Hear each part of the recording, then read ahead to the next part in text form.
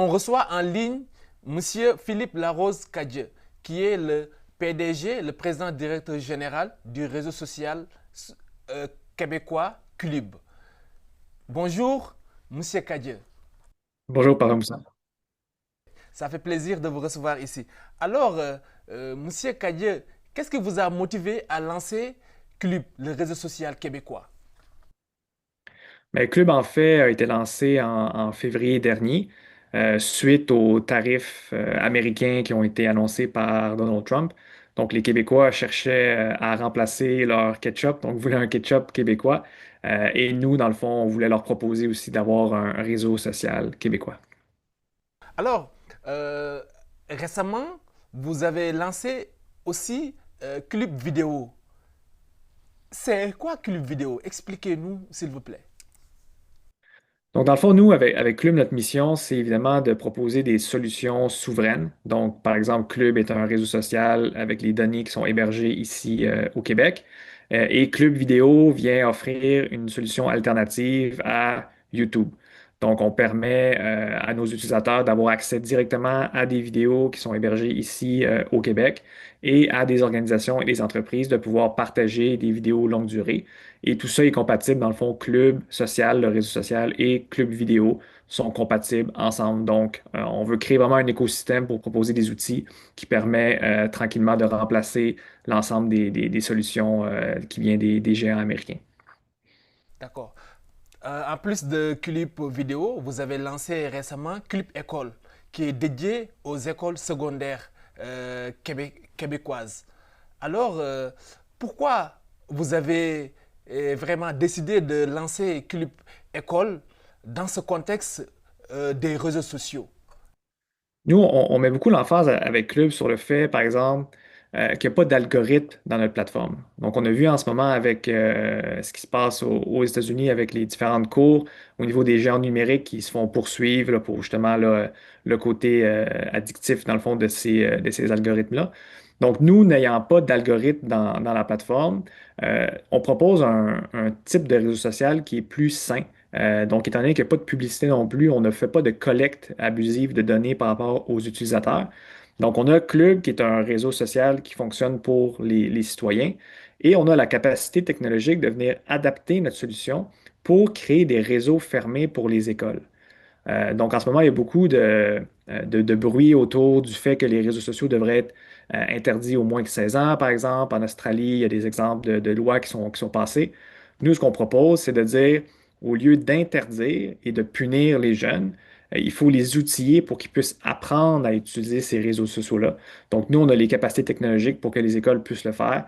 Donc, on fait un appel là, aux écoles pour pouvoir travailler avec eux pour déployer ce type d'initiative-là pour eux. Alors, en quoi Clip École se distingue des autres plateformes comme Instagram, TikTok, etc. C'est quoi la différence? La plus grande différence, c'est que Club École, en fond, crée des réseaux qui sont fermés. Donc, c'est seulement pour le membre personnel de l'établissement scolaire, les professeurs et les élèves des écoles. Donc, il n'y a pas de possibilité de quelqu'un de l'externe de pouvoir aller s'insérer dans les conversations ou de créer du contenu. Donc, nous, on veut permettre d'avoir un environnement qui est sécuritaire, justement, pour que les élèves puissent apprendre à utiliser les réseaux sans se soucier de savoir est-ce qu'il y a du contenu malveillant qui peut être promu ou est-ce qu'il y a des utilisateurs malveillants qui voudraient initier des conversations, par exemple, avec les élèves. D'accord. Toujours avec Club École, vous parlez d'un environnement sans algorithme.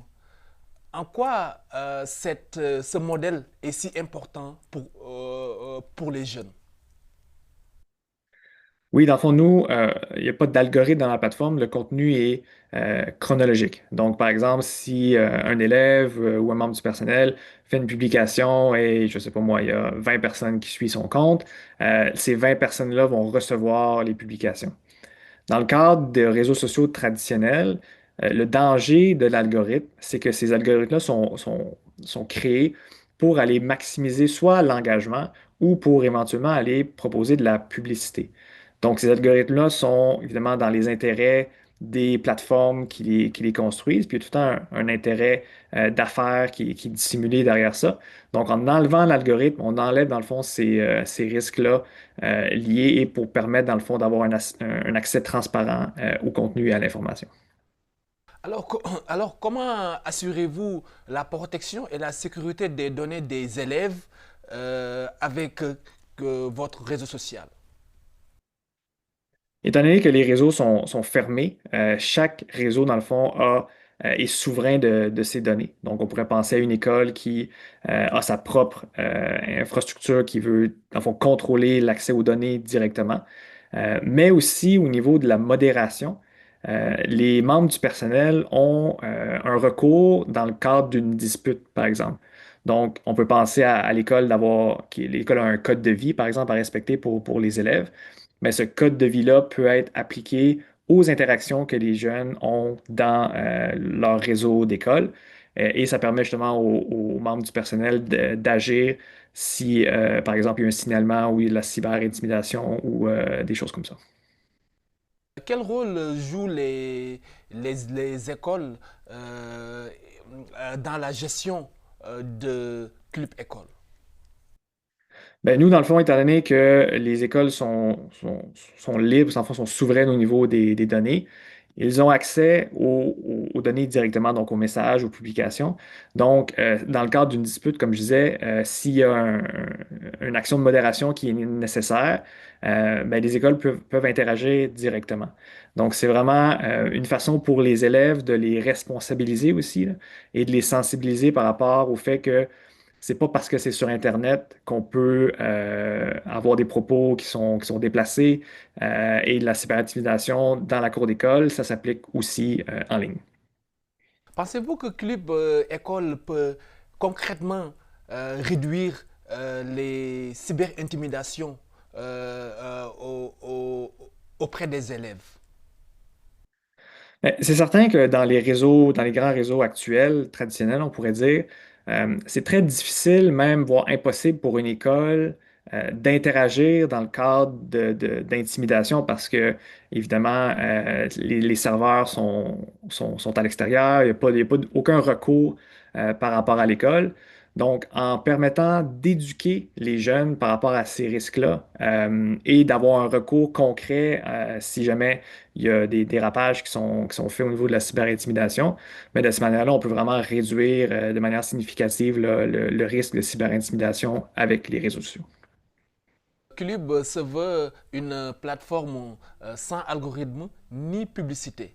Alors, comment ça influence-t-il la connexion ou bien le rapport des jeunes avec cette plateforme? Oui, dans le fond, si on enlève tout l'aspect algorithmique et l'aspect publicité, ben, on reste dans le fond avec carrément l'information, sans filtre. Donc, par exemple, s'il y a de l'information qui est partagée au niveau de ce qui se passe dans la vie scolaire, par exemple, au niveau des jeunes, c'est vraiment aux jeunes de décider et de savoir qu'est-ce qu'ils veulent consommer comme contenu. Donc, ça leur permet d'apprendre à utiliser, dans le fond, ces réseaux-là.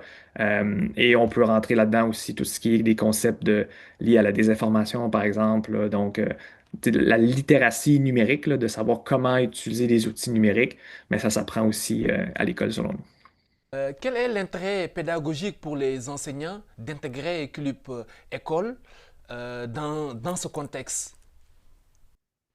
Oui, dans le fond, si on enlève tout l'aspect algorithmique et l'aspect publicité, ben, on reste dans le fond avec carrément l'information, sans filtre. Donc, par exemple, s'il y a de l'information qui est partagée au niveau de ce qui se passe dans la vie scolaire, par exemple, au niveau des jeunes, c'est vraiment aux jeunes de décider et de savoir qu'est-ce qu'ils veulent consommer comme contenu. Donc, ça leur permet d'apprendre à utiliser, dans le fond, ces réseaux-là. Et on peut rentrer là-dedans aussi tout ce qui est des concepts liés à la désinformation, par exemple. Là. Donc, la littératie numérique, là, de savoir comment utiliser les outils numériques, mais ça s'apprend aussi à l'école, selon nous. Monsieur Kadje, vous permettez aussi aux comptes de journalistes de pouvoir intégrer Club École. Pourquoi est-ce important pour vous d'intégrer des comptes de journalistes dans Club École? C'est très important pour nous. Nous, on met beaucoup d'emphase sur l'accès à l'information locale avec Club, avec ce qui se passe là, avec la loi C-18 et Meta qui a enlevé dans le fond tout le contenu journalistique de ces plateformes. Faut pas nécessairement isoler les jeunes de l'information, mais en leur permettant d'avoir un réseau à l'école qui est sécuritaire ou encadré, contrôlé, on peut, par exemple, intégrer des médias accrédités qui peuvent, eux, aller diffuser de l'information dans les réseaux pour que les jeunes puissent avoir accès à cette information-là et ne pas être victime de des informations là, comme on voit sur les réseaux traditionnels. Donc, l'idée, c'est de d'identifier certains comptes, comme par exemple, vous, à la télé, vous pourriez être un compte accrédité pour les écoles de la région, pour que les jeunes puissent savoir qu'est-ce qui se passe dans leur communauté puis être informés sur l'actualité. Est-ce que le modèle de Club École pourrait être un jour euh, élargi, par exemple vers les écoles primaires ou même le grand public? C'est sûr que pour l'instant, on pourrait dire le bassin qu'on veut vraiment adresser, c'est plus au niveau des écoles secondaires.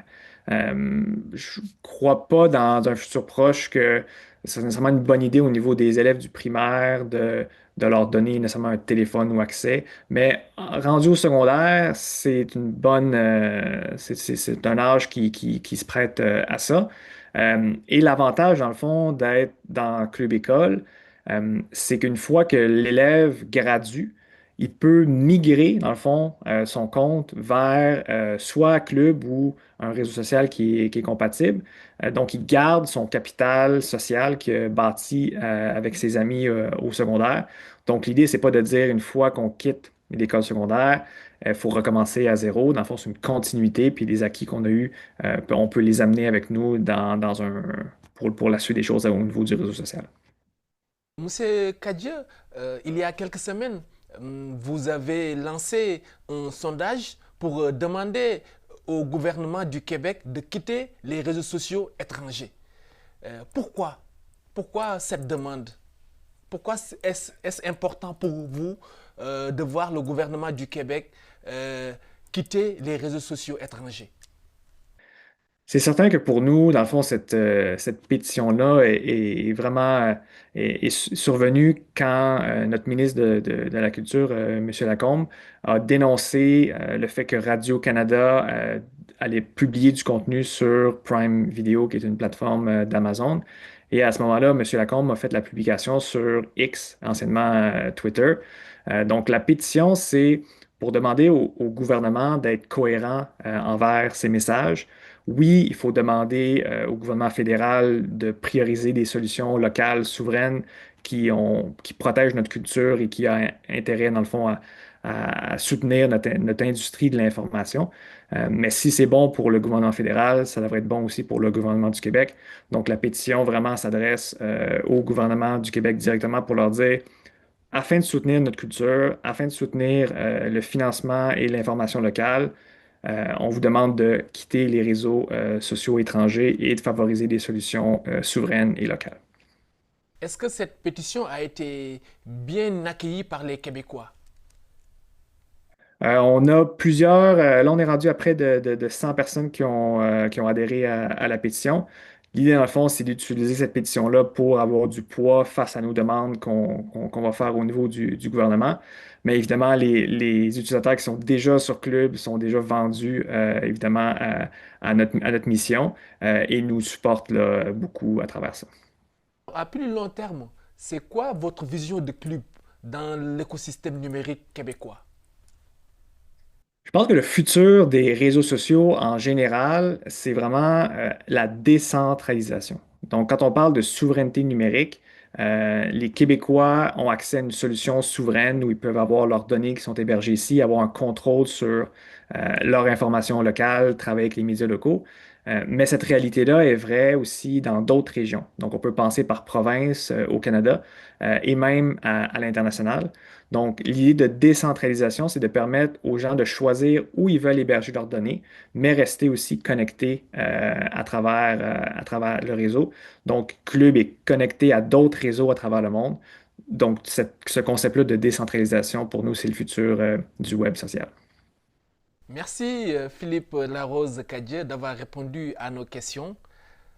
Voilà, et je reprécise que vous êtes le président directeur général de Club, le réseau social québécois. Merci beaucoup. Merci.